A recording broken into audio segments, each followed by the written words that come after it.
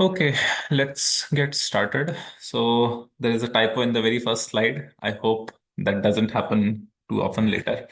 So today we'll be talking about differential privacy. Uh, this is one of the key motivations for why federated learning was proposed. So this is a very interesting and important concept in federated learning. Differential privacy exists independent of federated learning as well, but it has special significance in the context of federated learning. So today's lecture is going to be slightly more mathematical than the previous two lectures I have taken. So please ask as many questions as you have. Uh, yeah, because things might get out of hand really quickly. Okay, so let's get started. So this is about me, you know me. This is the outline of today's lecture. It's a brief outline. So first, we'll ask ourselves that why do we care about privacy? Why should we care about privacy? How is privacy relevant in the context of federated learning? Then we'll convince ourselves, hopefully, by the end of this section, that it is actually important. Next, we'll talk about some basics of differential privacy, the definitions of differential privacy, some of the basic properties, and so on. And finally, we'll move on to training some machine learning models with this additional requirement of privacy. And we'll see how it intersects with federated learning, which we have seen so far in this course.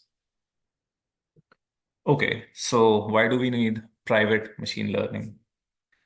So there are a number of reasons why we should care about privacy of data.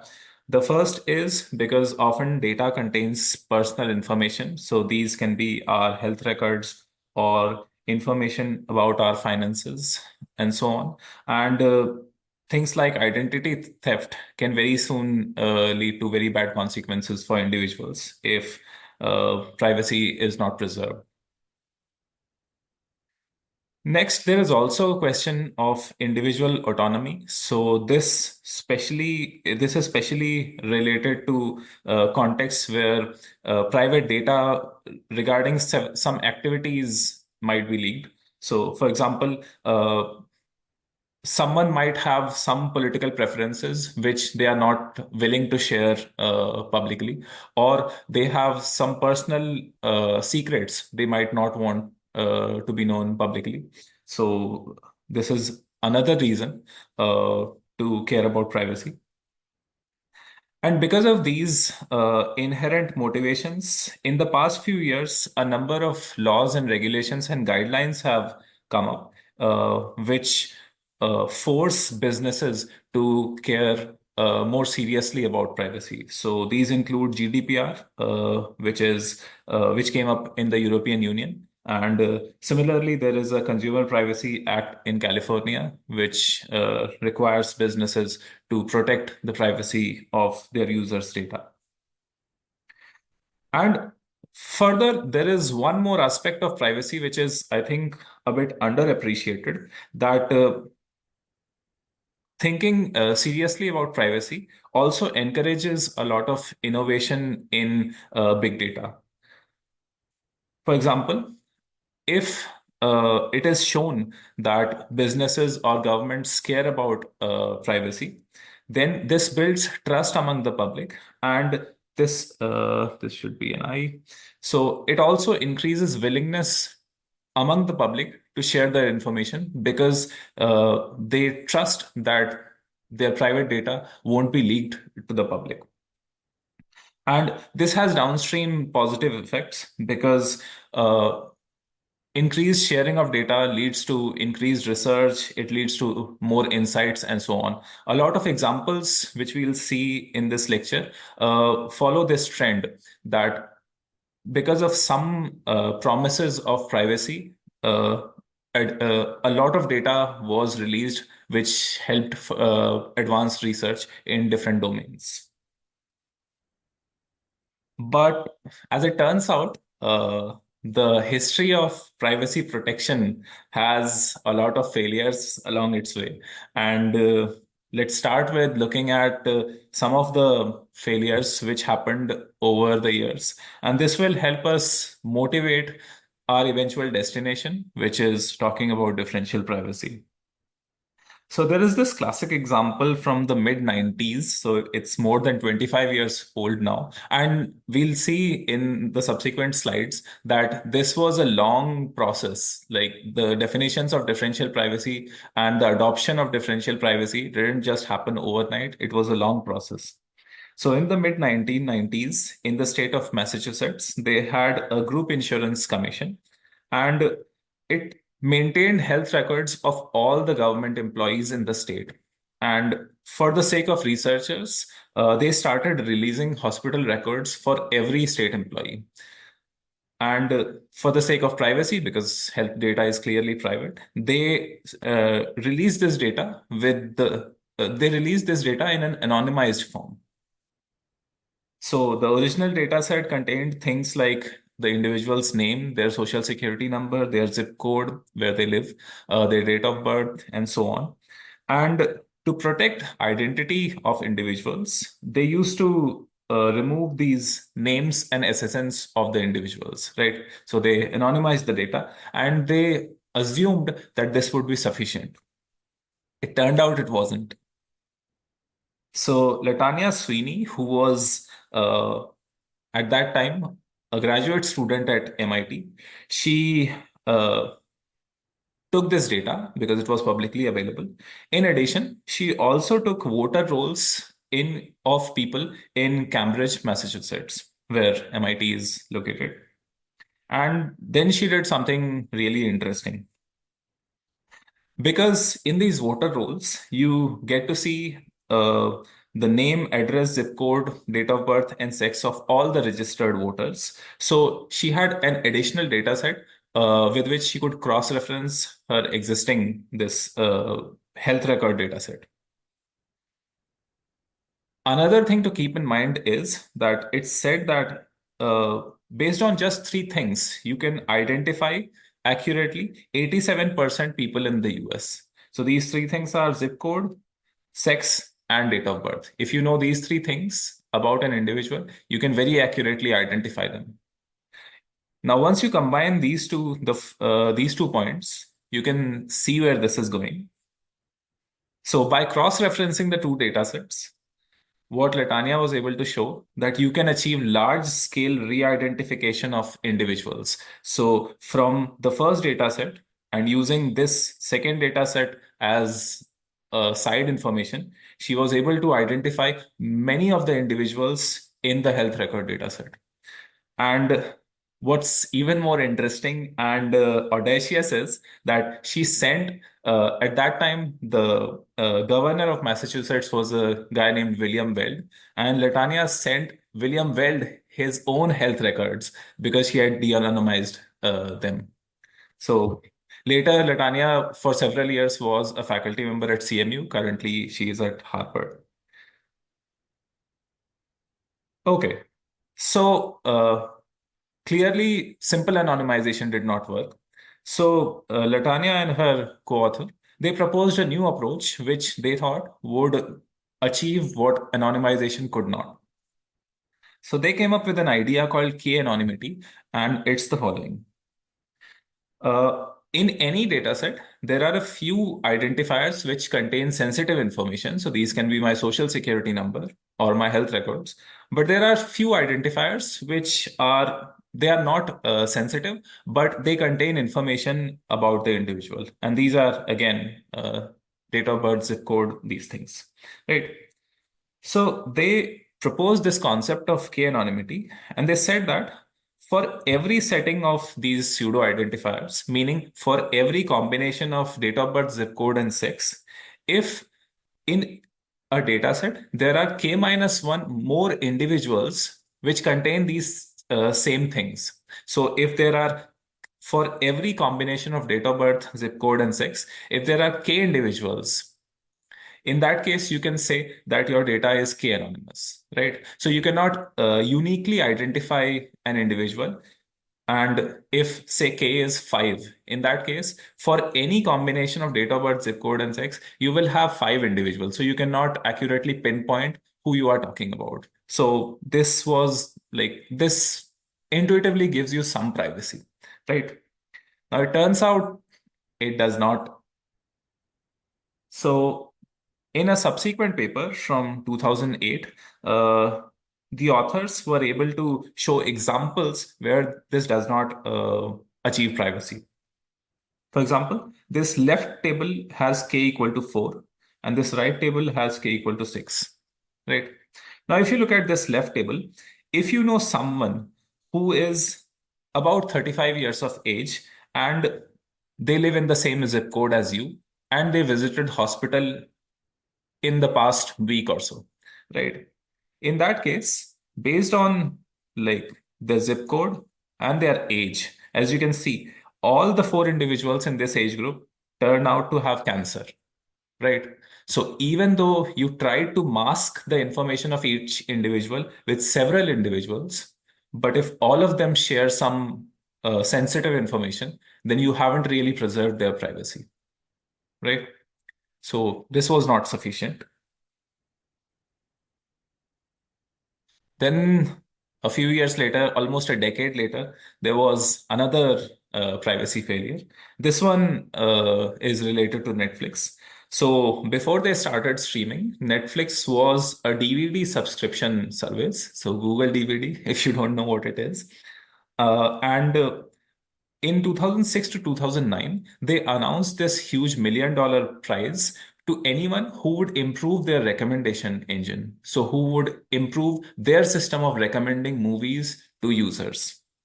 And this was a big deal. Like, this led to a lot of research in a lot of domains. The winner of this prize was a team which used matrix factorization, and a lot of research in matrix factorization followed from this Netflix prize. But that's an aside. So, what the training data had was information about 500,000 subscribers, and each data point consisted of a user ID, which was anonymized to like protect the identity of users. It also contained an identifier for the movie, the rating which the user gave to it, and the date when this rating was given. Right. So, this was the data set. And the reason why they anonymized the user data was that there is an act from almost 3 decades, more than 3 decades ago, which says that you cannot reveal the privacy of what someone is watching, right? So, as you would guess, there were two researchers at University of Texas at Austin, and they were able to de-anonymize this data. And how they did it was the following. So they had the anonymized Netflix dataset, and they took another publicly available dataset, which came from IMDb. So IMDb is Internet Movie Database where users can rank different movies they like or dislike. So suppose a bunch of users have given ratings to some movies in this dataset. Using a combination of these two data sets, one of them anonymized, the other one public, they were able to identify a lot of users in this Netflix data. So roughly what they did was they corresponded when some users gave, like the idea was that a user would give rating to a specific movie on similar dates on the two platforms. So when a user is rating a movie on Netflix, around the same time they would also rate a movie on IMDb. So using this side information, they were able to reveal the identities of a lot of users in this Netflix data. And again, this is a problem. Like as the Video Privacy Protection Act says, you cannot reveal identities of users, what they are watching. But here, simple anonymization like actually leads to revealing that information. Okay, so as I said, they cross-referenced with the IMDb dataset and matched users who gave ratings at the same time. So clearly, anonymization turned out to be insufficient in guaranteeing privacy, especially when there is some side information which you have access to. Okay. So far we talked about revealing some complete data set, like whatever you have, you anonymize it in some way and release all of it. What if you don't release the data set, you release something else? So what if you release a model which you have trained on this data set? So like this is classic neural networks territory. You train some neural network on a huge data set and then you release that model. So as one would expect that this model won't contain as much information as the whole data set, right? But even that assumption turns out to be wrong. So this is a cartoon from XK CD, which you might have seen.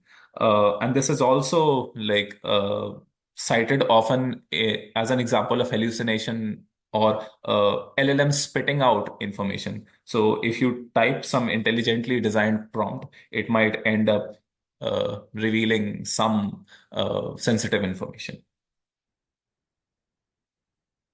So it turns out that if you have some rare or unique training data sequences in your data set, then a lot of generative models end up memorizing them. And this was observed for the first time in this paper from 2019. So as you can see, the first example was from 1998 or mid 90s. The second example was from mid to late 2000s. And the third example was late 2010s. So like this is over a span of 25 years, we are seeing these things developing and they are still the work is still under progress. So what they showed was, and this is one of the examples, that if your data set is small enough, then you introduce some example, and by replicating this example a small number of times, so suppose you replicate this example 4 times, then you are essentially guaranteed that your model will memorize this data. Suppose this specific data point is your social security, information about your social security number, then the model will memorize that, right? So on the y-axis, we have exposure. And as you increase the number of times this appears, the exposure really shoots up. And beyond 4, you are pretty much guaranteed that the model has memorized your sensitive information. Yeah. What exactly is exposure? So exposure is a metric of how like uh, whatever your data set, how likely it that the model has memorized this data set. So if you give a very related prompt, how likely it is that the output you get will be very close to this input. I see. Thank you. Yeah.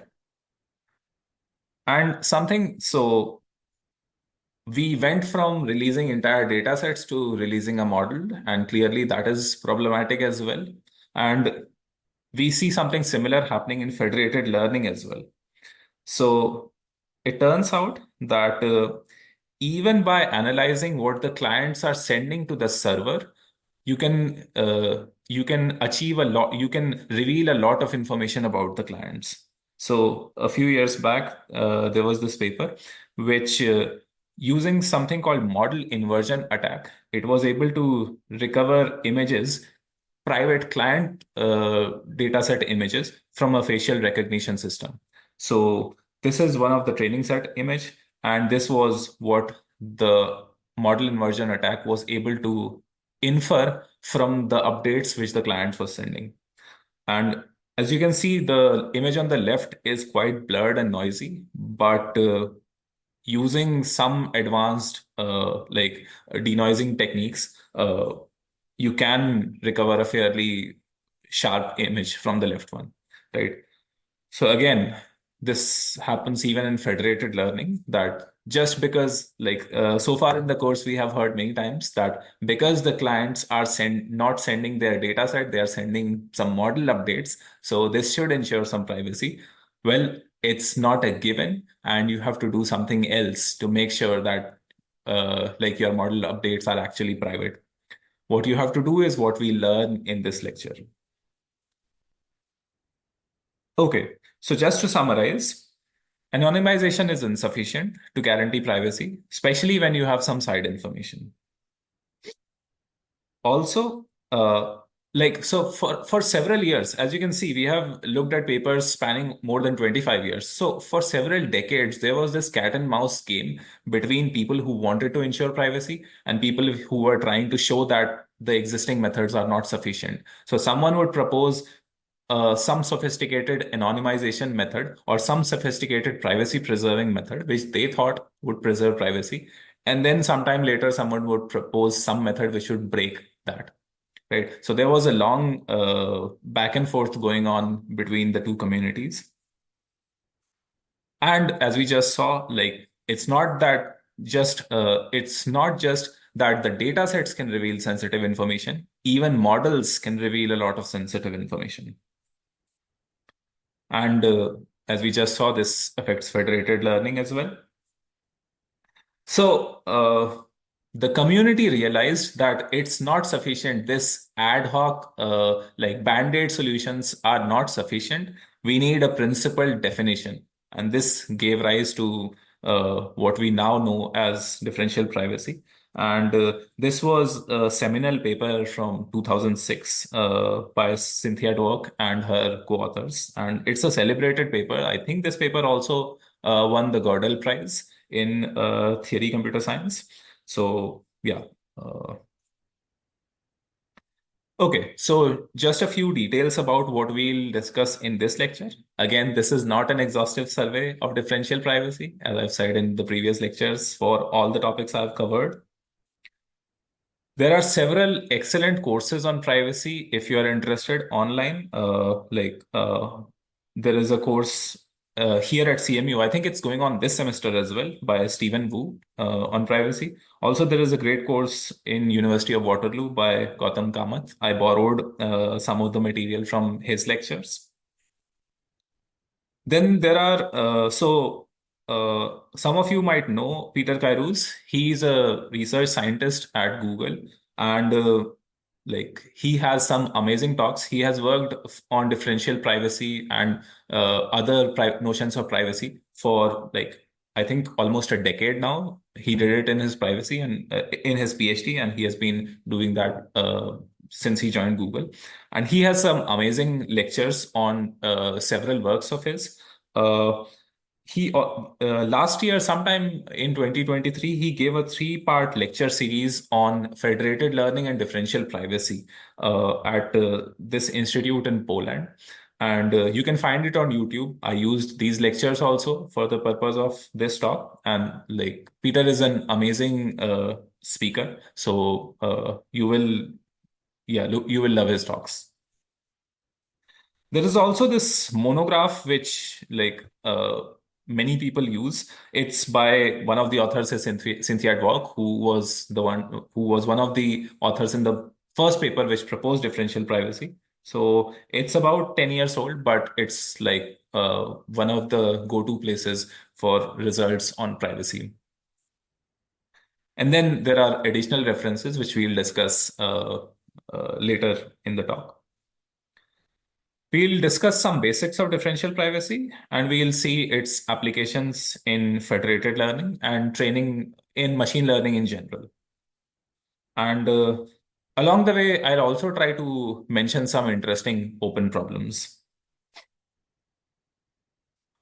Before getting into the basics of differential privacy, I want to mention some privacy principles which are good practices in machine learning in general. Like this is not specific to differential privacy. This is privacy and security in general. So as far as the users go, from the perspective of users, you have to ensure transparency and user-centric control. Like the users should know what their data is being used for. It shouldn't happen that you collect the data saying something to the users and then you use the data for something else. Uh, from the perspective of whatever platform you're using, a desirable thing is data minimization. So the idea is that whatever your goal, you should use the minimum amount of data required to achieve that goal. Right. So if you want to know what is the average height of students in a certain state, you should not collect information about their addresses as well. And there is another thing called early aggregation and minimal retention. The idea is that you should not learn individual information. You should try to learn aggregates. Therefore, when you collect some data, you should try to aggregate the information as early in the process as possible. And you should retain the data set for as little amount of time as possible. You should not keep the data some in your hard drive somewhere hidden, right? As soon as you are done with whatever insight you wanted to get, you should discard that data. Also, we should minimize data exposure. Again, this is related to the question of if we are trying to perform a certain task, what is the minimum amount of data we can collect and perform this task?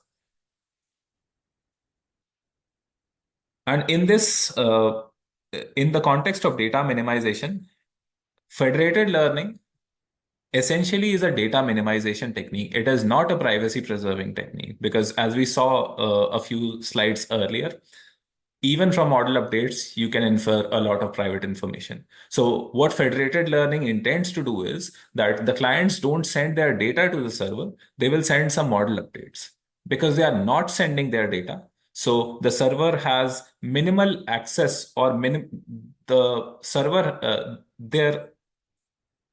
the private data of the clients has minimal exposure at the server, right? So this is a crucial point that federated learning is a data minimization technique. Also, from the perspective of the users, their privacy should be maintained. So here, when we talk about privacy of users, specifically, we talk about DP. So this is the specific context we'll talk about in this lecture. And finally, the privacy claims should be verifiable. Like to build trust, organizations cannot simply say that we have ensured privacy of user data, but you cannot, you have to take our word for it. If users or some third parties want to verify these claims should be verifiable. Okay, so we discussed why do we need private federated learning. Next, we'll get into the basics of differential privacy. Uh, this is going to be a slightly long section, so maybe we can take a 1 minute break. And if you have any questions, I would be happy to answer that.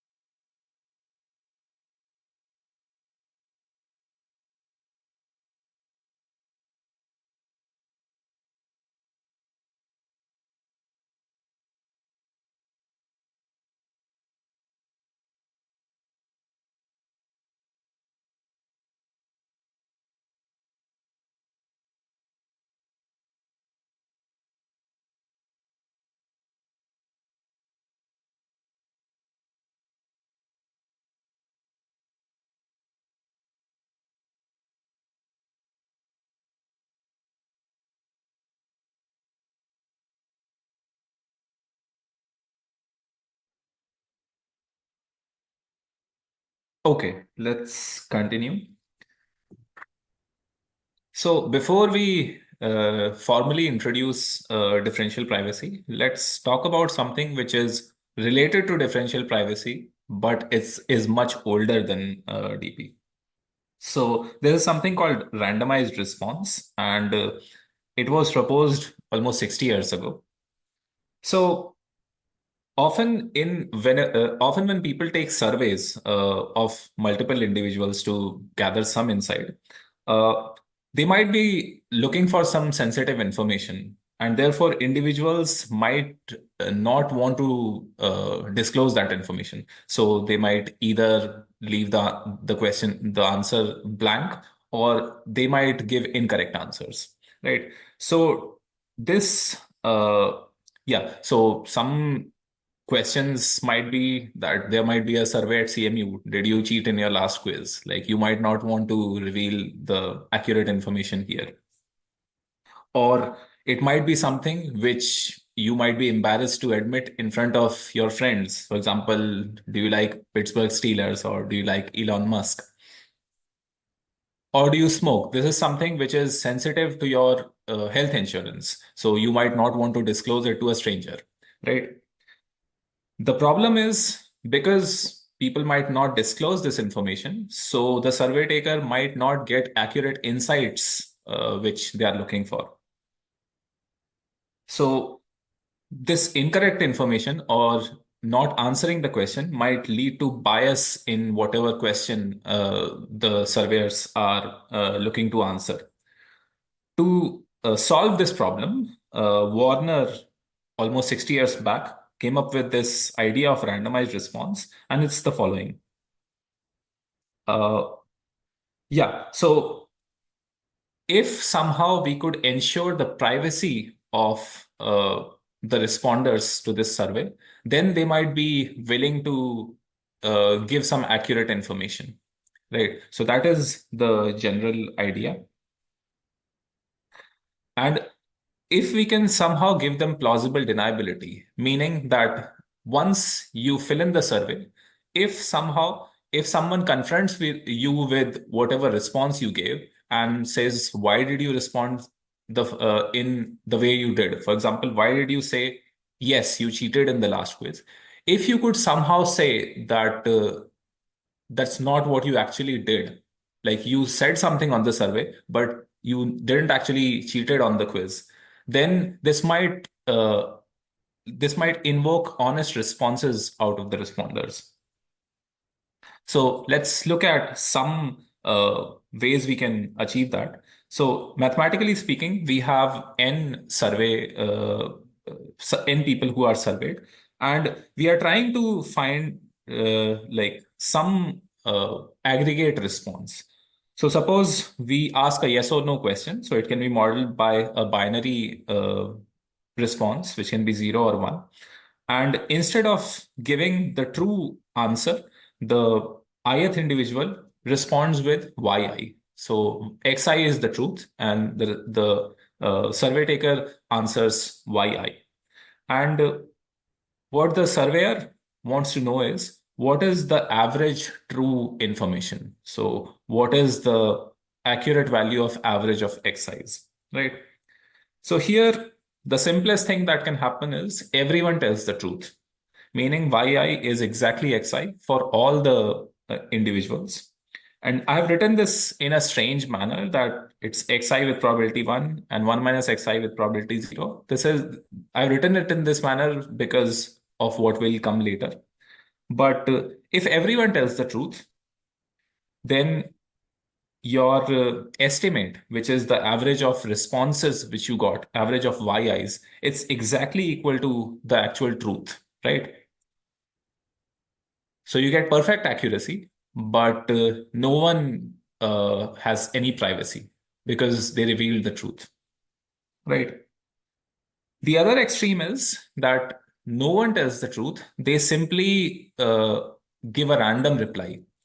So they tell you the truth with probability half, but they lie with probability half, right? So they flip a coin. If it comes out heads, they tell you the truth. If it comes out tails, they lie to you. Why do we, for the completely random, why do we take still 50% chance of telling the truth? Like, why don't we just uh, say like 0 with probability half and 1 with probability half? So this is actually because xi is random. So this is Oh, exactly okay, what everyone is doing. Yeah. okay, That's I it. see. Yeah. 0 with probability half and 1 with probability half. Yeah. In this case, again, because these are the responses, yi's are the responses you get, your estimate is average of yi's. But, oh, this is a typo. Yeah. But because like yi's don't actually reveal anything about xi's, it's just a random quantity. So you don't you don't gain any insight.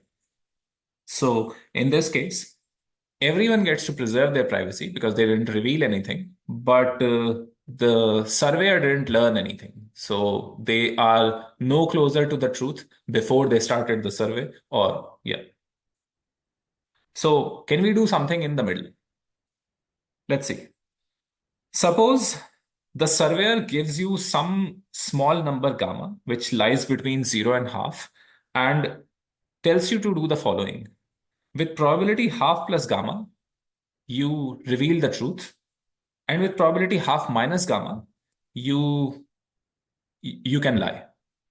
So there is with a higher probability, with a higher than half probability, you tell the truth, but with smaller than half probability, you can lie.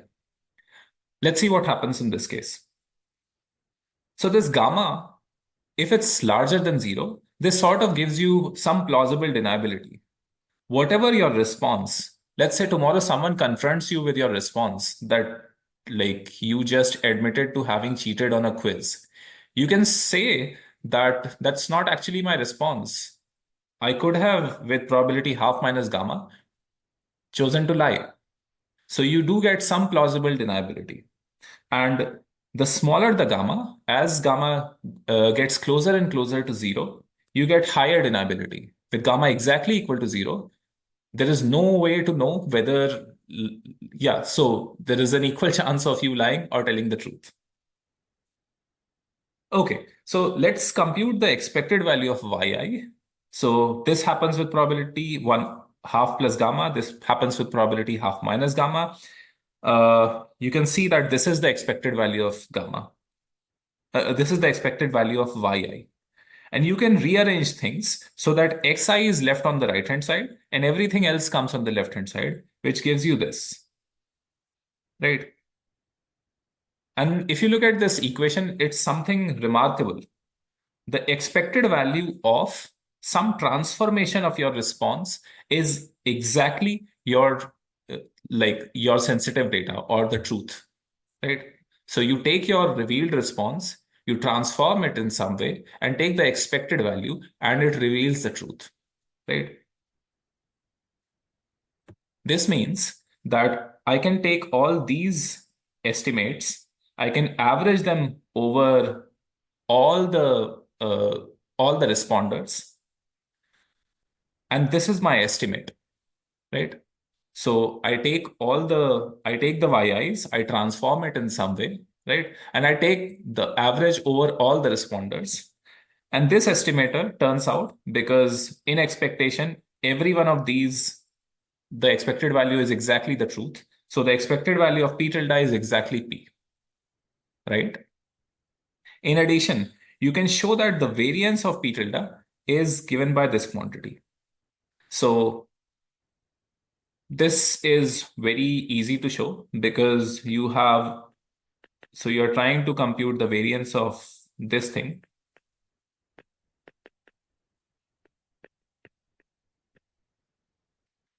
This thing is a constant. So variance of a random variable plus constant is just the variance of that random variable. So variance of this is variance of this. Also, when you have a multiplicative constant sitting with a variance, you can take it outside. So, and you square it. So you get this.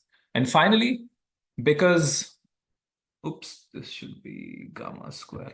And finally, because all these responses are independent of each other, so the variance of summation of independent random variables is the same as summation of their variance. So we get the summation of variance times a multiplicative factor, right?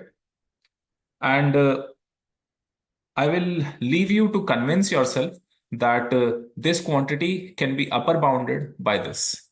So, like, you have to find the reason for why this inequality holds, that you can bound the left hand side with 1 by 16 gamma square n square. So, this is an exercise for you. And given this thing, we can show that this inequality holds, meaning that our estimator, p tilde, if you look at its distance from P, the actual truth, It is roughly of the order of 1 over gamma square root n, right? So again, this is an exercise for you to like convince yourself that this is true. So yeah, so this comes from one of the famous probability inequalities. So like you should convince yourself, and this is an exercise for you. Once we have this, what we can do is if we can, if we want our p tilde minus p to be bounded by alpha, if this is my requirement, meaning p tilde lies in this, I want to know what is n, what is the n I need, right? So that means I need to equate this 1 over gamma times root n to this alpha, right? So, and you can manipulate things to see that this leads to n being of the order of 1 over alpha square gamma square. The idea is that if you want alpha to be very small, if you want your estimate p tilde to be very close to the ground truth p, in that case, you need to survey a lot of people, right?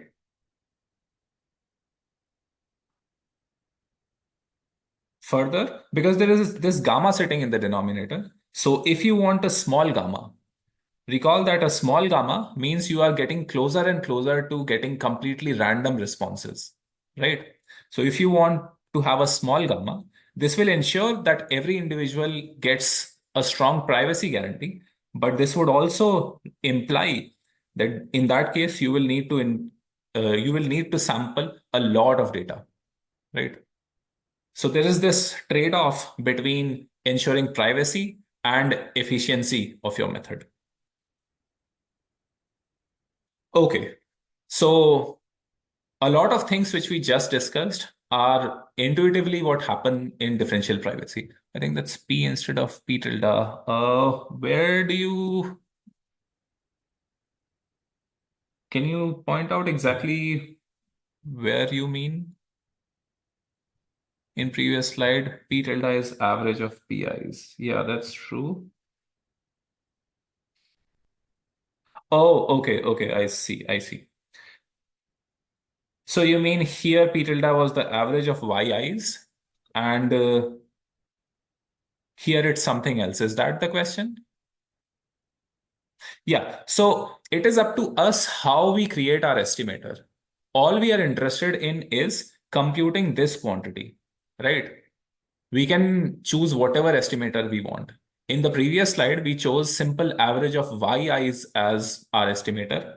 In this case, because of this small observation, that if I do a some linear transformation on my ground truth, then in expectation, I get to the actual information, right? So I can choose my estimator in this manner. Does that answer your question? Okay, thanks. Okay, so there is this trade-off between privacy and number of samples, or like how much work you have to do. Uh, So just getting some intuition for privacy from this discussion on randomized response. So first, as we discussed, randomized response gives each individual some plausible deniability, right? But this was in the very specific context of surveys when you are supposed to answer yes or no, or you are supposed to give binary responses. Further, uh, what we want is that the final output should not reveal anything unique about an individual, right? So from whatever our P tilde, our estimate, you should not be able to infer some yi or some xi from your estimator P tilde, right? It has to be an aggregate. In other words, so this, the second point can be rephrased in a more general sense as we want to learn as much as possible about the group while learning as little as possible about any individual, right? So this is basically the idea of privacy, that we want to gain some insights about the population, but we don't want to learn specific information about an individual.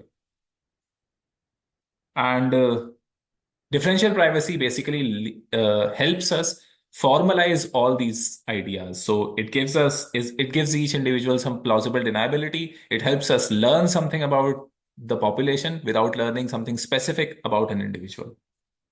So this is finally the definition of differential privacy. We are 45 minutes into the lecture, and now we finally get to introduce differential privacy. The definition is slightly complicated if you are seeing it for the first time. So feel free to ask as many questions as you want. Okay. So the idea is in randomized response, we saw that if you just reveal the truth, you don't get any privacy, right? You need to have some amount of randomization, right? So we want whatever mechanism we are running to ensure privacy, we need it to be randomized. It cannot be deterministic, right? So a randomized mechanism is called epsilon differentially private. So epsilon is some number and which will quantify how private we are. If epsilon is very small, it means we have higher privacy. If epsilon is large, we have less privacy. And how we measure privacy is that because it's a random mechanism, meaning it's a random variable, it will spit out some output, right? So whatever its output, we look at all possible outputs this random mechanism can generate. And on all these outputs, the following should happen. So as you can see, this you have some random output, and this has to hold for all S, this inequality. And what this inequality is saying is you look at any two adjacent databases, right? So you look at two databases, D and D prime. They contain n elements and they differ in just one entry. So they are adjacent, meaning that they only differ in one entry. So suppose they have health records of n individuals, then D contains health records of n individuals, and D prime contains health records where n minus 1 of the individuals are the same as those in D. Just the nth individual is different, right? So these are adjacent databases. They only differ in one data point. If this holds, then this inequality needs to be satisfied. What this inequality is saying is you look at the two data sets, D and D prime, you look at what the output at these data sets look like. You see if this output looks something specific. For example, it might lie in some set S. And by changing one entry in the two data sets, by going from D to D prime, this probability, so let me remove a few things. So by changing one entry in the dataset, this probability should only change by some multiplicative factor, which depends on epsilon, right? So you get an e to the epsilon multiplicative factor when you change one entry in the two datasets. And this has to happen for all adjacent datasets. So you can have any two datasets D and D prime, which differ in just one entry. And this should happen for all possible outputs. Then you will say that your algorithm is epsilon differentially private. Okay. And as I said, epsilon is usually a small number in practice. So if epsilon is exactly zero, this means that both probabilities are equal, right? So usually in practice, a small value of epsilon is chosen. Anything over 5 or 10 is practically meaningless. And we usually want epsilon to be 1 or around 1 or smaller than 1. Okay. So this is the definition of differential privacy. As I said, when your epsilon is large, so suppose this epsilon is very large because this is in the exponential. So as epsilon increases, this term really blows up. In that case, these probabilities are going to be very different. Therefore, if we have large epsilon, we can easily distinguish D and D prime, right? Because there would be some output on which they would be very different. Also, this definition, although it looks like this is somehow asymmetric because you have D on the left hand side and D prime on the right hand side, but this definition is actually symmetric because we didn't say anywhere that like one specific data set has to be on the left hand side and the other data set has to be right hand side. You can simply swap these and the inequality has to still hold, right? So this inequality is symmetric and D prime. Therefore, perhaps a better way to state this inequality would be that probability of MD belonging to S divided by probability of MD prime belonging to S has to be between e to the epsilon and e to the minus epsilon for all adjacent data sets D and D prime and for all possible outputs S. This is probably a more natural, a more intuitive way to look at this inequality. And as I said, adjacency means that one point in D is changed to get D prime. There is alternate notion of differential privacy in which you remove one entry from one data set to get the next data set. But here in this lecture, we are only going to talk about where you swap one entry for another one and get the new data set. Both these two definitions, you can go from one to the other with some minor numerical constants. So I'll stick to this definition. And here, just to reiterate, we are going to talk about example or item level adjacency. So meaning that you have replaced between D and D prime, you have replaced one element of D to get D prime, right? Later, we will talk about some more nuanced and complicated notions like user level differential privacy. This will become relevant in federated learning. But here we are talking about the simplest case where going from one data set to another, we change one example. Okay. And this is a small exercise for you. We saw randomized response a few minutes back. Try to show that randomized response is a roughly gamma differentially private. So it satisfies, randomized response satisfies this definition with gamma. So instead of epsilon, you get gamma. Try to show this. It's a simple exercise. Yeah, feel free to ask any question. I'm not sure if this is making any sense or not. So yeah, feel free to ask any question. I'll continue. Okay, so let's look at some implications of differential privacy. This is the definition. And the first implication is that the probability of an event is comparable whether an individual is part of the data set or not, right? So suppose there are two data sets, D and D prime. I am part of one data set and I'm not a part of the other data set, right? In that case, because of this inequality, and suppose epsilon is small, suppose it's close to one or even less than one, whether I'm part of the data set or not doesn't really affect the probability of any event because recall this has to hold for all S, for all possible outputs, this inequality has to hold. So if the probabilities remain roughly the same, whether I'm part of the data set or not, this means like I am getting some privacy, right? Because looking at the output of the algorithm, you cannot distinguish whether I was part of the data set or I was not. You don't know whether you are looking at D or you are looking at D prime.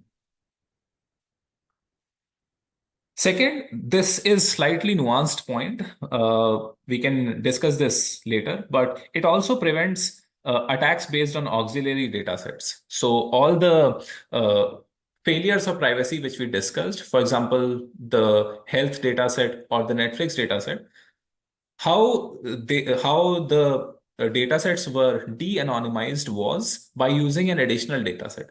Now it turns out if your data is private in the first using the first data set, then an additional data set cannot reveal anything extra. And another crucial point is that, and this is quite important, that differential privacy, even though it ensures privacy, but it does not mean that you cannot make inferences about individuals. This sounds contradictory that I'm ensuring privacy, but I'm also not able to ensure that you cannot infer something about me. This sounds contradictory. So let's take a concrete example. Suppose there is some, and this example exists in this book. This is a very famous example. Suppose there is some survey going on about how many people smoke, right? Now, it turns out that this survey can ensure differential privacy. Like looking at the results of the survey, someone might not know whether you smoke or not, right? But if you do smoke, you have a high likelihood of getting cancer, right?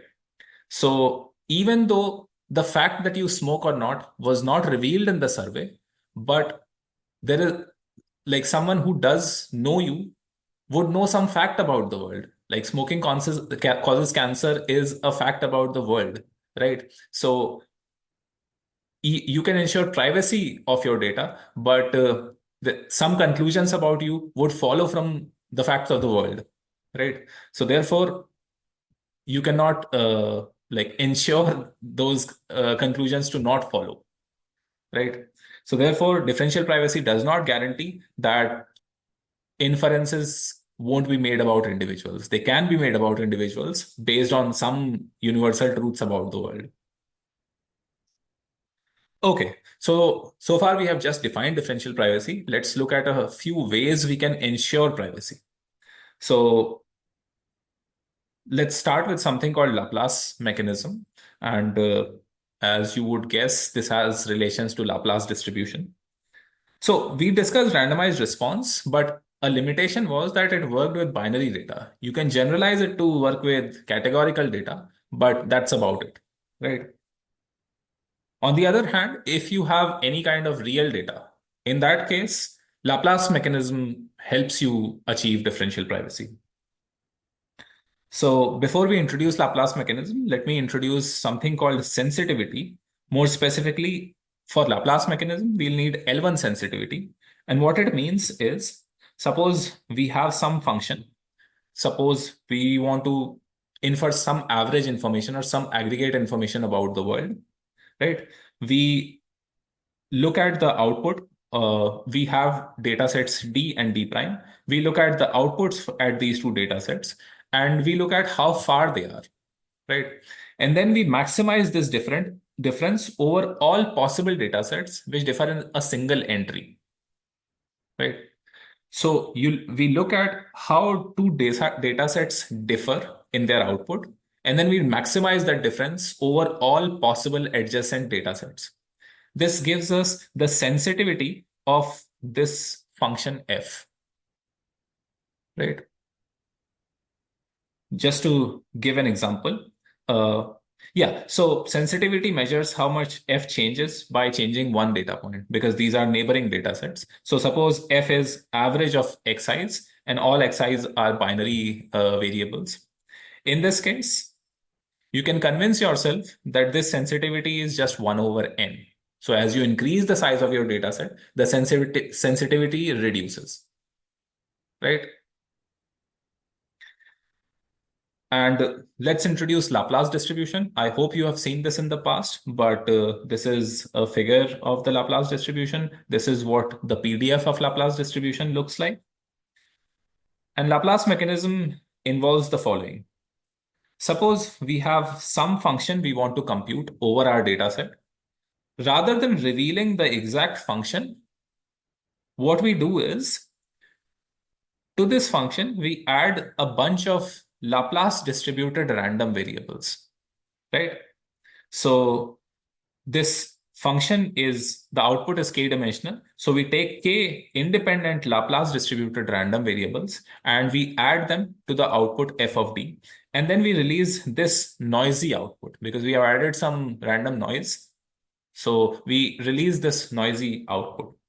And the parameter of this Laplace distribution, meaning the scale here, the b, which defines how wide the distribution is, depends on the sensitivity and the privacy. So epsilon is the dp parameter, and this is the sensitivity.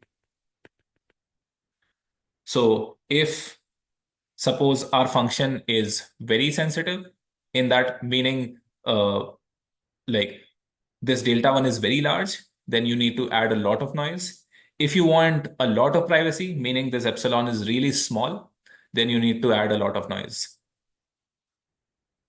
And it turns out Laplace mechanism is epsilon dp. So if you add this much noise to your original output, then you can ensure that this m of d will satisfy epsilon differential privacy, right? So I want to repeat this just to be clear. What we are saying is that if delta is large, meaning the function has a lot of sensitivity, so just by changing a single entry in the data set, your function changes by a lot. In that case, you need to add a lot of noise to make sure that changes in the function don't reveal anything about individuals, right? So you need to add a lot of noise. You need to add a large amount of noise. Similarly, if you want to ensure a lot of privacy, meaning epsilon is very small, it is close to zero. Again, in that case, you need to add a lot of noise. So this is a small proof of why Laplace mechanism is epsilon differential private. I have written all the steps. All you need to do, and I'll leave this as an exercise, that you have to reason out how all these equalities and inequalities follow. Right. So I'll leave this as an exercise. Maybe we can have this as a homework problem if a TA wants to. But you are supposed to reason out how these steps follow. These are really simple. Okay. Okay, so we looked at the definition of differential privacy. Let's look at some properties it has. And these are all properties which we intuitively would want from differential privacy. And like the beauty of differential privacy is that they indeed hold for this definition. So first is that suppose we have some quantity which we have privatized, right? We did something over, we added some noise and made the quantity private. In that case, once you release this quantity, it cannot be unprivatized. So from a private quantity, you cannot reveal some private quantity. You cannot reveal private information by doing some post processing on top of it. You cannot manipulate it some way. The condition is that you should not touch the data set you initially used. So if you don't touch the data set, whatever you do, anything with all the computation in the world, whatever you do on this quantity, you cannot break the privacy, right? So in this sense, privacy is a very strong condition. It's an information theoretic quantity. So once something is made private, unless you touch the data set, you won't be able to make it non-private. So just formally, if this is your epsilon dp output and you apply some mapping on top of it, some mapping f, then this f of m, the mapping of the output also remains differentially private. This is very crucial for applications in machine learning. Next is group privacy. So in the definition of privacy, we assume that the adjacent data sets differ in a single data point, right? What if they differ in multiple data points, right? So again, it's a very nice result that suppose you have some mechanism which is epsilon dp. Now we are looking at two data sets, D and D prime, but now they differ in k data points. Rather than differing in a single entry, they differ in k entries. In that case, you can show that the same mechanism M will now operate on these two data sets. And rather than being epsilon differentially private, it will be k times epsilon differentially private, right? So with one difference of one entry, if your mechanism was differentially private with epsilon equal to 1, then if the data sets differ at 5 places, there will be 5 differentially private, right?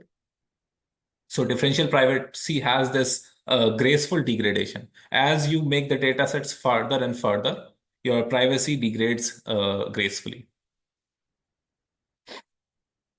And finally, there is something called composition. Uh, Suppose I look at my data set multiple times, and whenever each time I reveal something about the data set, right?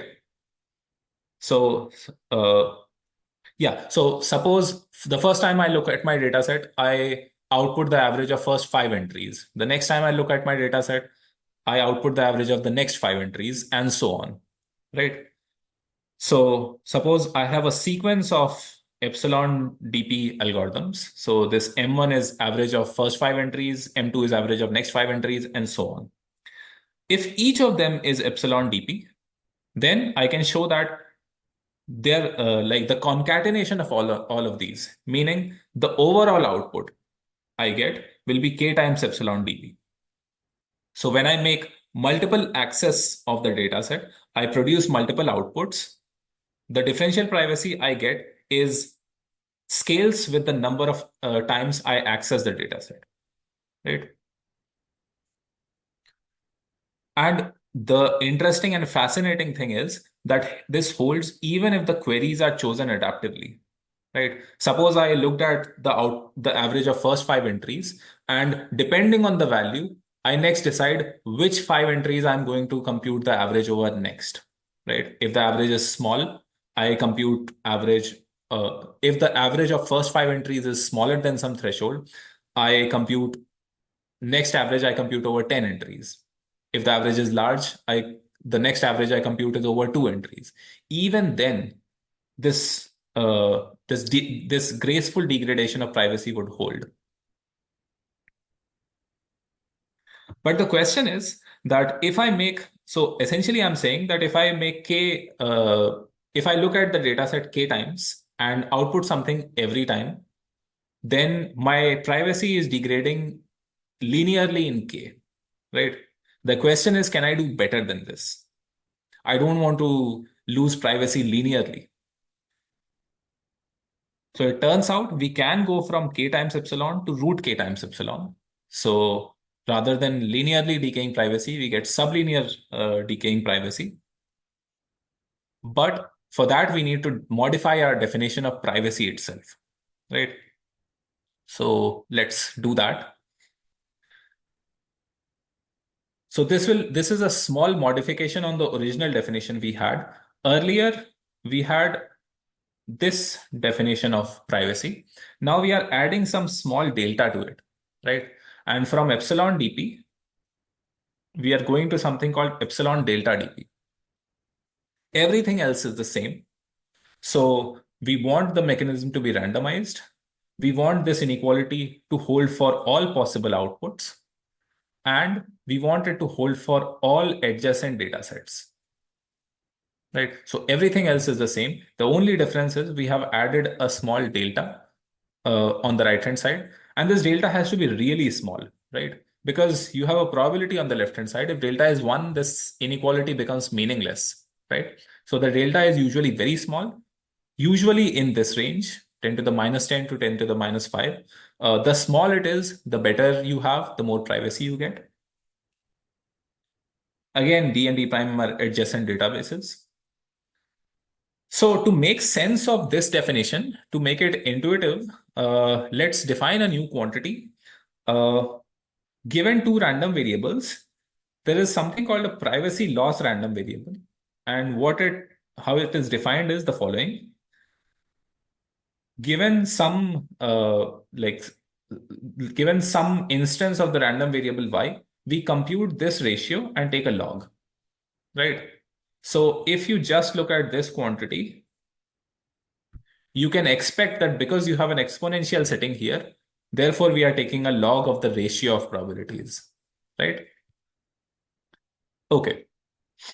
So given this definition of privacy loss random variable, we apply it on, so rather than any two random variables, y and z, we apply it on these two random variables, m of d, the output on dataset d, and m of d prime, the output on dataset d prime, right?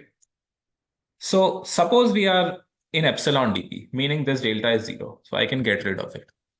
In that case, this inequality, if I rewrite it, will essentially mean that if I take the log of the ratio of probabilities,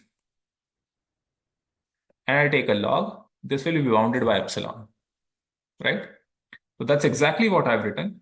You look at the log of probabilities, log of ratio of probabilities, it is bounded by epsilon. And this thing, this event that the log of ratio of probabilities is bounded by epsilon has probability 1, right? So you can guess what is coming next. For epsilon delta dp, you look at the same quantity on the left-hand side. You see what is the probability that the log of ratio of probabilities, meaning the privacy loss random variable, is bounded by epsilon. And this event has a probability which is lower bounded by 1 minus delta. So in epsilon dp, you get this with probability 1. In epsilon delta dp, you get this with probability at least 1 minus delta, right? So this is what approximate differential privacy or epsilon delta differential privacy gives you. And just like epsilon dp had very close connection with Laplace mechanism, we discussed Laplace mechanism. Similarly, epsilon delta differential privacy has close connections with Gaussian distribution and something called the Gaussian mechanism. So this is the PDF of a Gaussian random variable with mean mu and variance sigma square. This is a figure of the PDF. And let's define something again called sensitivity, but now it's L2 sensitivity. So it's the exact same quantity with the only difference that now we are looking at the L2 norm. So we have two adjacent data sets, D and D prime. We have some function f. We compute the output of the function for dataset D, dataset D prime, look at the difference and maximize this difference. So what are the two datasets D and D prime for which this difference is going to be maximum, right? And that maximum difference gives us the L2 sensitivity. Recall that from Laplace mechanism, we looked at the L1 sensitivity. Now we are looking at the L2 sensitivity. And the Gaussian mechanism is again very similar to Laplace mechanism. We look at the actual output and then we add some random noise on top of it. The difference is in Laplace mechanism, these random variables were independent Laplace noise. Here, they are independent Gaussian random variables. There, the Laplace distribution, the scale of it depended on the L1 sensitivity. Here, the variance depends on the L2 sensitivity. Okay. So they are very similar philosophically. And this, you get a dependence on delta, the delta parameter of epsilon of dp, and you get some dependence on epsilon. Again, you can reason the same way we did earlier. If the sensitivity is large, then you need to add more noise, and therefore the variance of the distribution goes up. If you want more privacy, meaning if you want a small epsilon, then also you need to add more noise. If you want a smaller delta, then also you need to add more noise. But there, because it's sitting inside log, so like the increase in noise would be much slower, right? Okay, so this is the Gaussian mechanism. And again, Gaussian mechanism is epsilon delta differential private, just as Laplace mechanism was epsilon differential private. And an interesting fact is that recall that L1 sensitivity had the L1 norm, while L2 sensitivity had the L2 norm. And in general, L2 norm is smaller than the L1 norm. Therefore, L2 sensitivity is smaller than L1 sensitivity, right? Therefore, usually when we do Gaussian mechanism, we have to add a smaller amount of noise. So sometimes this becomes desirable. So far, all the noise we were adding was based on sensitivity, right? But what if the sensitivity itself is unbounded? What happens then?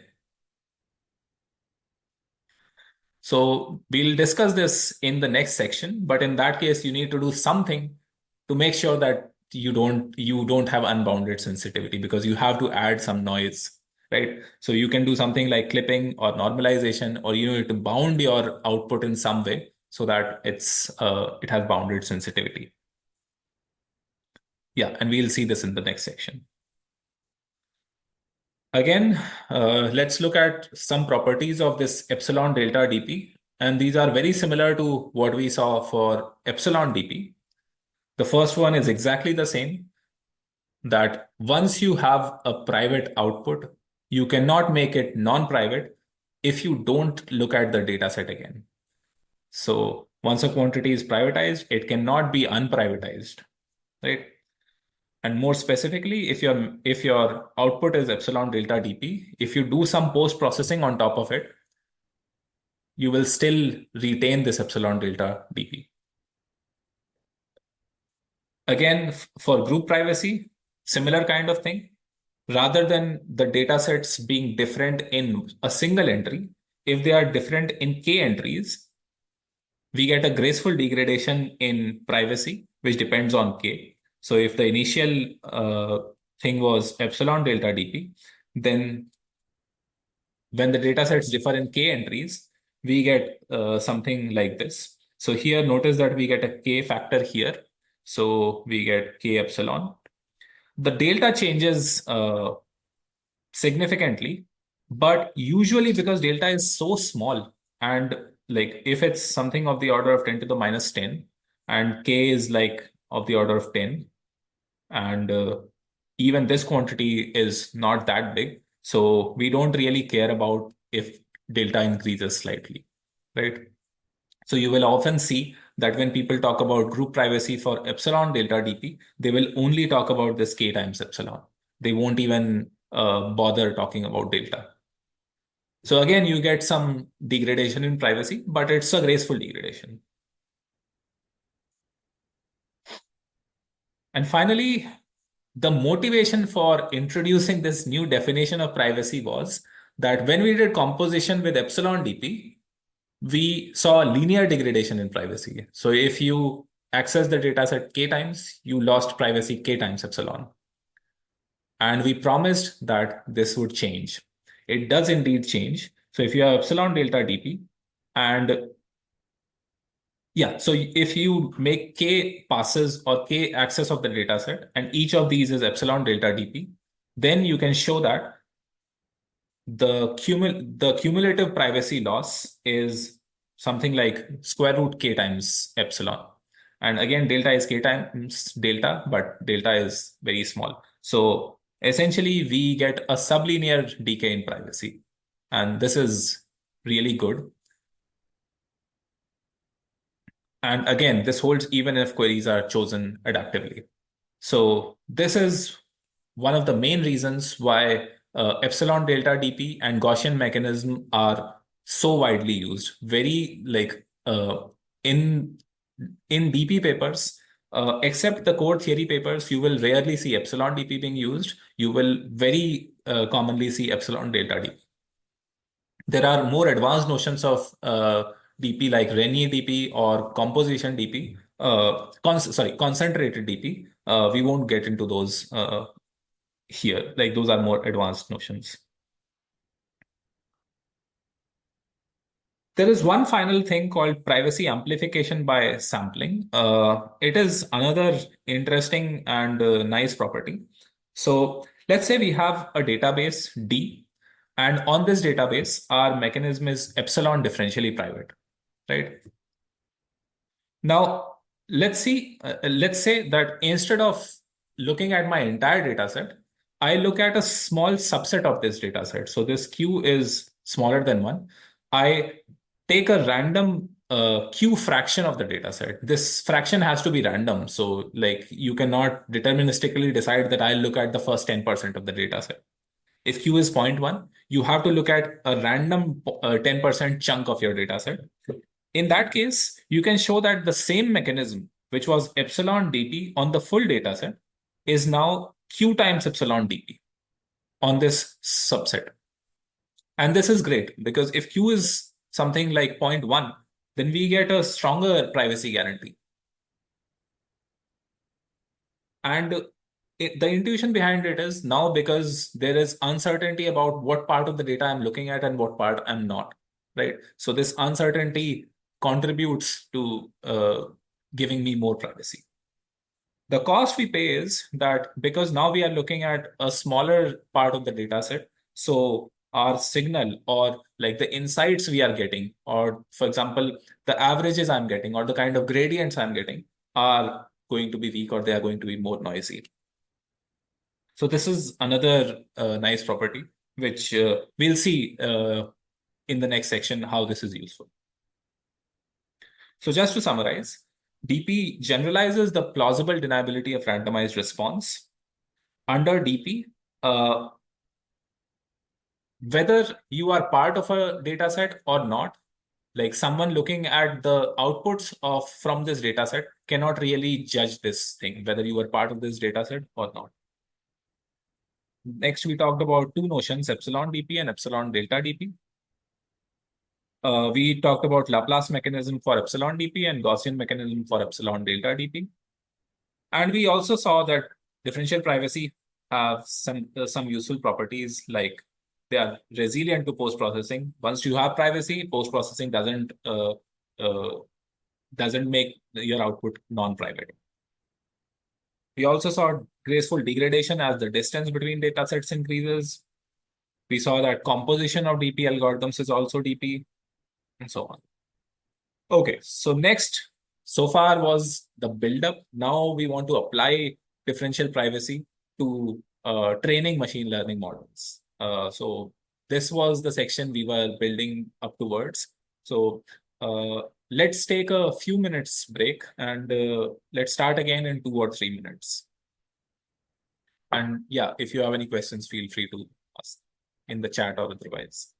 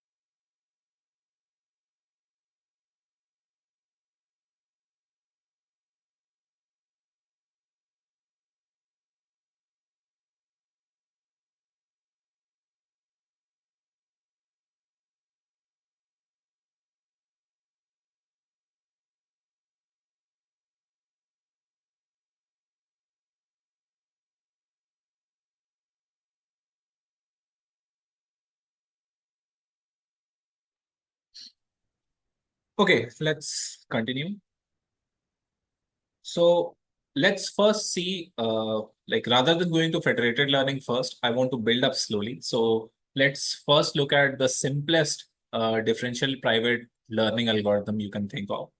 Essentially, we are adding differential privacy on top of SGD. And this was done like in this very famous paper from 2016.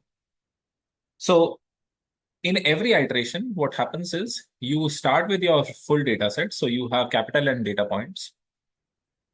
You sample each of these capital N points with this probability, small n over capital N, where n is going to be much smaller than capital N. So recall that we just discussed privacy amplification by sampling. So if you look at a smaller chunk of the data set, you gain in terms of privacy. So that's the motivation here. And based on this sampling, we get some random response. So this need not be exactly of size n, but roughly so. So we get a random sample. On these random data points, we compute gradients and get these individual sample-wise gradients. And then we clip these gradients. So recall that we discussed that to add noise, the sensitivity of your output has to be bounded because we don't know if our gradients are going to be bounded. So we clip them. And how we clip them is the following way. So this is roughly ensuring that if your gradient is smaller than, if the L2 norm of the gradient is smaller than S, it remains intact. If it's greater than S, then you scale it by a factor of S. So the direction remains the same, but the magnitude is scaled down to S, right? So that's how the clipping goes. You clip all these individual sample-wise gradients. Then you average these clipped gradients. So first we clip, then we average them. Then we add some noise on top of that. Remember that we were adding some noise to our output, right? In both Laplace mechanism and Gaussian mechanism. So here we are adding Gaussian noise. So this is Gaussian mechanism. This clipping was just to make sure that the noise we add had a bounded variance. And then we get some average gradient estimate, which has a lot of noise. It might have some clipping as well. Excuse me. And once we have this output delta t tilde, we make the model update with this in this direction, right? So this is what happens in every iteration of DPSGD. Okay. You sample a few data points, you compute gradients, you clip them, average them, and then add noise, right?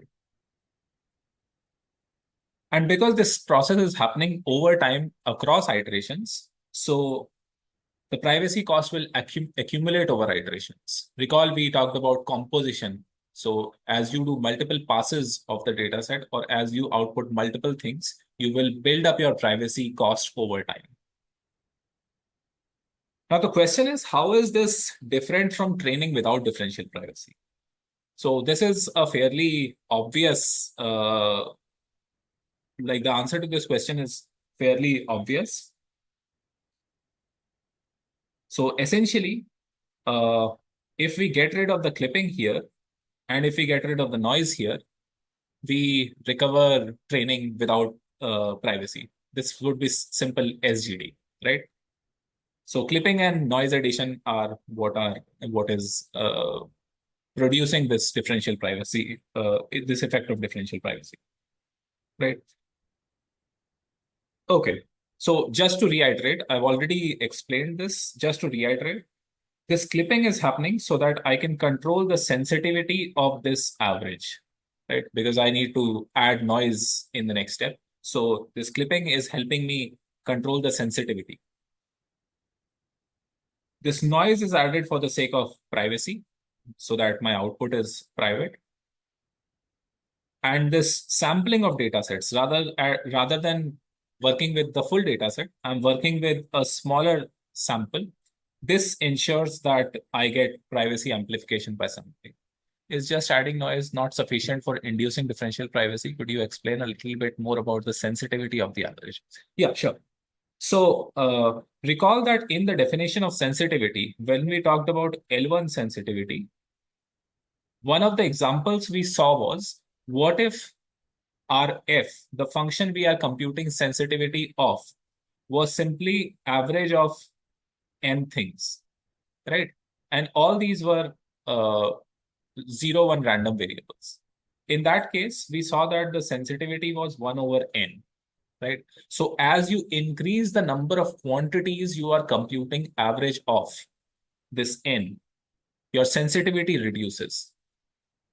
And this helps because now you need to add less noise. Recall that in Laplace mechanism and in Gaussian mechanism, our sensitivity, our noise depended on the sensitivity. So it was this noise in Laplace mechanism, and it was uh, this noise in Gaussian mechanism. So as sensitivity increases, you need to add more noise, right? So, and if this delta is unbounded, you don't even know how much noise you should add. Should you add infinite noise? Therefore, we need to bound the sensitivity, and clipping helps us bound it. So we clip, so we can just add exactly, right? And this averaging is helping us reduce the sensitivity even further, right? So because you are averaging over multiple quantities, just changing one of them won't change the function significantly, right? So if you have a data set with two entries and you change one of them, it might change significantly. But if you have a million size data set and you change one of those entries, like it's very likely that there won't be any significant difference. So averaging helps us bound sensitivity, clip both clipping and averaging. Clipping helps us get bounded sensitivity. Averaging helps us reduce sensitivity further. Noise addition helps us bound privacy. And this sampling helps us further enhance privacy. So here we look at every data point and we sample it with a probability of small n over capital N, right? Okay. So just to understand how we are computing the total privacy loss over the entire span of the algorithm, right? So suppose that at every step we have epsilon delta differential privacy, right? Suppose we have this for every sample. In this case, the probability of picking a random sample is Q. Like this is small n over capital N. Suppose capital N is in a million and N is 1,000. So in that case, Q is of the order of 10 to the minus 3. That means that by using a smaller fraction of the data set, by using a Q fraction of the data set, we, uh, this should be Q times epsilon. So each step is Q times epsilon dp with respect to the full data set, right? And we are repeating this process, let's say over capital T iterations, right? Now, based on the advanced composition we saw in the previous section, if you can go back to those slides, you would realize that this algorithm with T iterations would have this much privacy. So there is root T in square root in capital T, which we discussed, and you get Q times epsilon from here, and then you get some dependence on delta. It turns out you can, in this specific case, not in general, but for this specific algorithm, you can do even better. And that's what the authors did. What they did was they used a technique called moments accountant. And specifically, they kept track of the log moments of the privacy loss random variable. Recall that the privacy loss random variable was this quantity. The ratio of probabilities over the two neighboring data sets. So if you keep track of the moments of this random variable, then you can show that your algorithm is actually this differentially private. So notice that we got rid of this factor in the first term, and we completely got rid of T times Q here, right? So Q is smaller than 1, T is larger than 1, but usually T times Q is smaller than 1 because usually we make multiple passes of the data set, right? So this is a better analysis, right? So we do, this is how much privacy budget we need for the entire run of the algorithm. And they also have plotted how much privacy you lose as time progresses. So epoch is how many passes of the data set you make, like how many times you go over the entire data set once, right? So this means you have gone through the entire data set 400 times. Okay. So as you can see, this is what you get with strong composition, like what we discussed, that if you have k if you do k steps, then you get something like this dp, k times delta dp. And with their approach of accounting for the moments of the privacy loss random variable, your your privacy budget is much smaller. They also plotted their performance results for different values of the privacy parameter. So here epsilon is 0.5, here it's 2, here it's 8. As you increase epsilon, you are losing more privacy. But there is this trade-off that as you increase your epsilon, if you look at the y-axis, the accuracy is also improving. So you go from somewhere around 90 to 95 to like maybe 97, 98%. So there is this trade-off. You can either choose to get very high privacy, but worse performance in terms of accuracy, or you can go towards higher accuracy, but then you also lose in privacy, right? So there is this inherent trade-off in uh, all these private algorithms. And the What? reason is is there a question? Yeah, sorry. What are the black lines in these plots? Uh, yeah, so this black line is something else. Like it's not relevant to the like insight we are interested in here. So they plotted two separate curves on the same figures. So like you will have to check the paper to find out what exactly it is. But like on this slide, I'm mainly focusing on these blue and red curves. I see. So essentially, it's as epsilon is higher, goes higher, then uh, there's less privacy, but we can achieve higher performance. Exactly, exactly. Okay. So there is this trade-off between privacy and performance in terms of accuracy. And the reason is as we increase epsilon, we have to add less and less noise. So recall that in Laplace noise, we had this thing as our scale and the variance in a Gaussian mechanism was this, right? So if you increase epsilon, you have to add less noise, right? If you add less noise, you have a stronger signal, right? You have more contribution from the gradients. So you would do better, right? So that's the basic idea and the trade-off. Okay. So in the previous example, we looked at example level differential privacy, meaning that here, yeah. So we had capital N examples and we selected a small subset of them. Suppose we have the following setting. We have all the data at a central location, but this data is partitioned based on the users it comes from, right? So meaning that all your N samples can be partitioned into K users. So K is users and N is samples. And every one of the user can have multiple samples, right? In this case, suppose I'm interested in not just ensuring privacy with respect to examples, but with respect to users, right? So I want that you should not be able to distinguish whether a user's data was part of this data set or not. Some user might have 100 samples. So I don't want you to know if those 100 samples were part of the data set or not, right? And we have already looked at this in terms of how privacy degrades as the distance between data sets increases, right? So at example level, the distance was 1. At user level, the distance would increase. So here's how we do it. It's a very similar algorithm. So now instead of all samples, I'm looking at the set of users. So this is the full set of users. I sample each user with some small probability, small k over capital K, and I get a random subset of users, right? On the data of all these sampled users, I compute either gradients or I can carry out multiple steps as you do in Fed average, and I compute some model updates. And these are the model updates for the sampled users, right? Then I clip them, average them, add some noise, and end up with whatever output I get, right?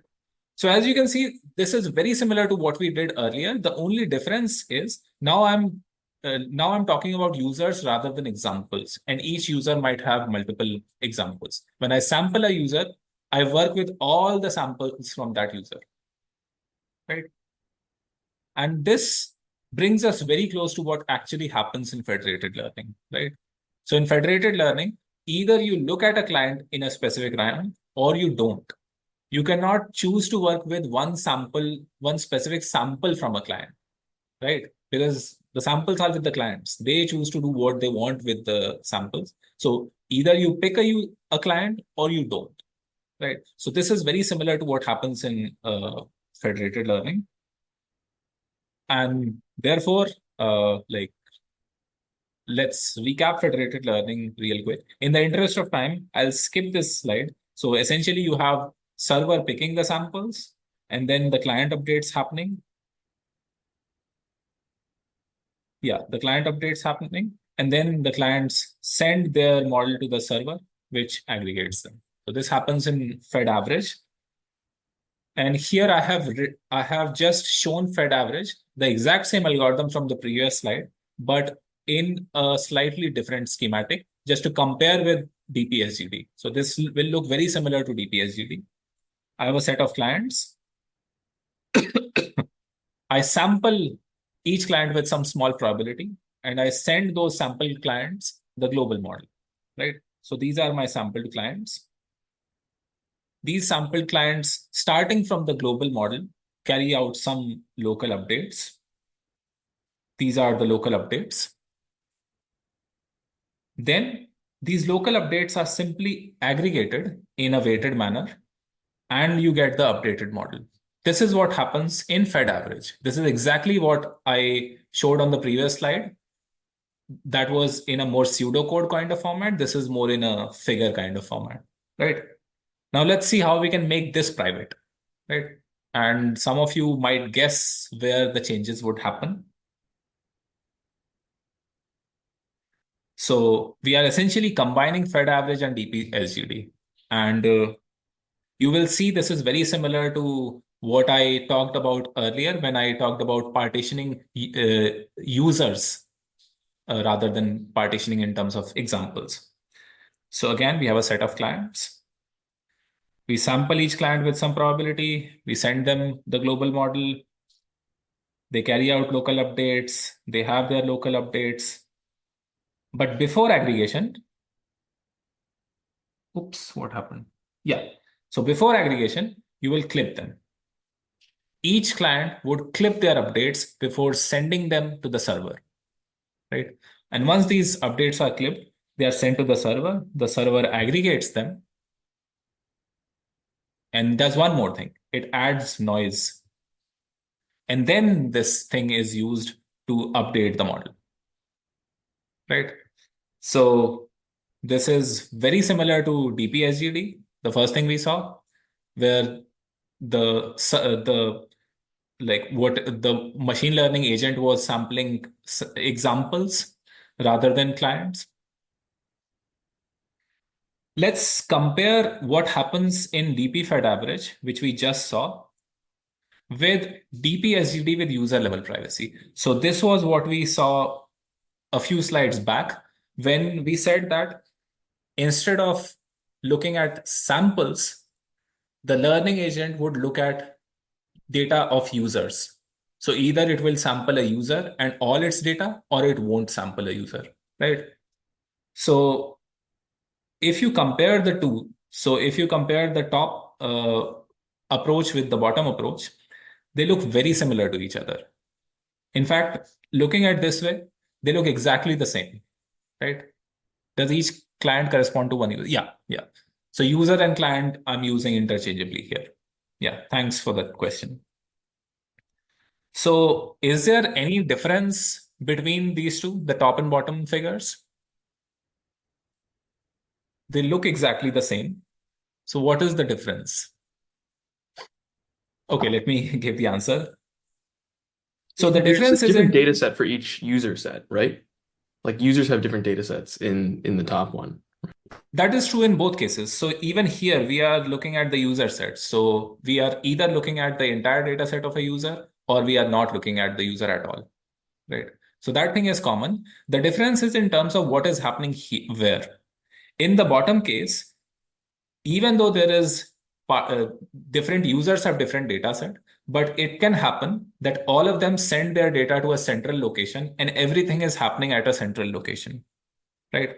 While the top figure is inherently distributed, it's a federated system.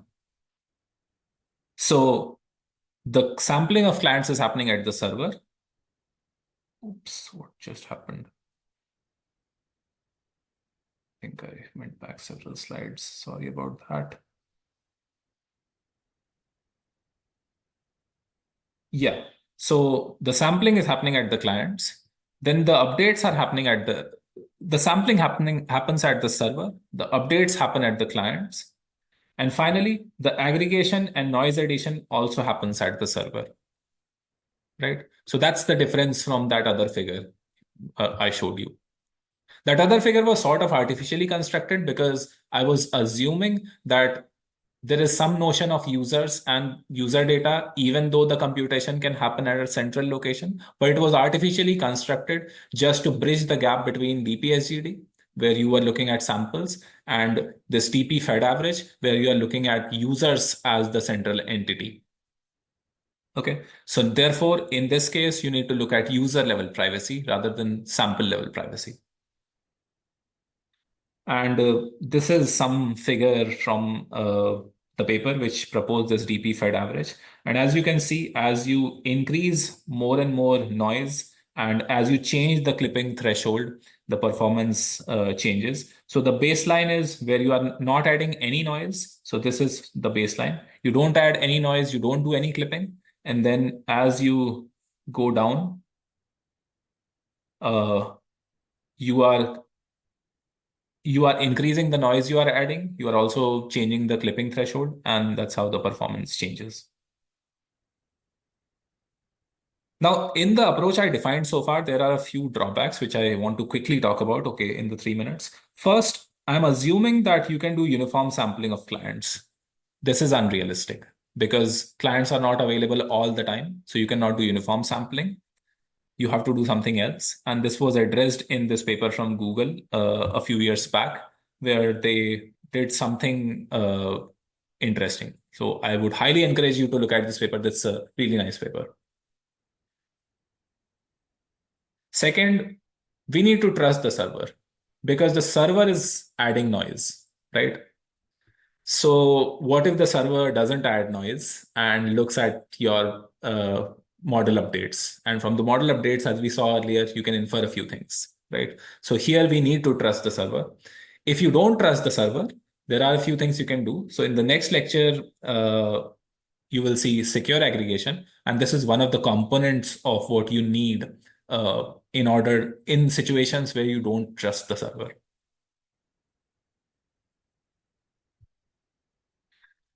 Finally, some guidelines. So this is just a summary of what we have already seen.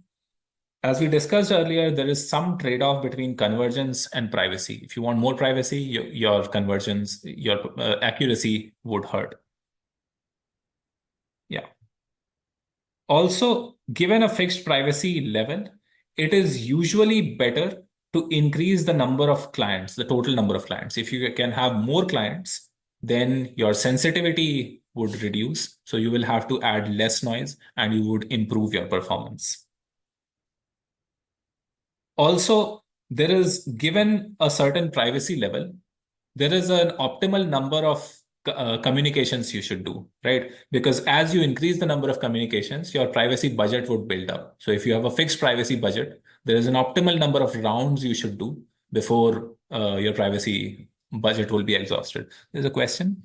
What's the difference between DP Fed average and DP SGD with user level privacy? Yeah, so the difference is that in DP Fed average, there is this difference between what is happening at the server and what is happening at the clients. While in DP-SGD, you can have user level privacy if you try to make sure that whatever samples belong to a certain user, all the privacy is maintained at for example, every user has 100 samples. You can try to maintain privacy of this subset of 100 samples rather than a single sample. So you want the distance between neighboring data sets in the privacy definition would be 100, right? We add noise to our weighted average of clipped updates. Can we not just take this noise process and apply 1 by k times noise to the clipped client updates independently? Would that accomplish not trusting server security? So that's a long question. So there are some updates, some methods which add noise at the clients themselves that really hurts performance. So like it's not really a preferred option, but there are some methods which do that. Okay, and yeah, these are some guidelines. So to summarize, this is just the DP Fed average I wanted to talk about here. Again, just to reiterate the answer to the question I gave earlier. In DP SGD with user level privacy, all of this can potentially happen at a single central location. But in this case, sampling is happening at the server. updates are happening at the client, and then aggregation and noise addition is happening at the server. Yeah, so this was the outline of the talk, and these are the references. So this is the DP SGD paper, and then this is the DP Fed average paper, and this is the paper which gets rid of uniform sampling of clients assumption. Yeah. So I would stick around for a few minutes if there are any questions, but thank you so much for listening. And yeah, this was it.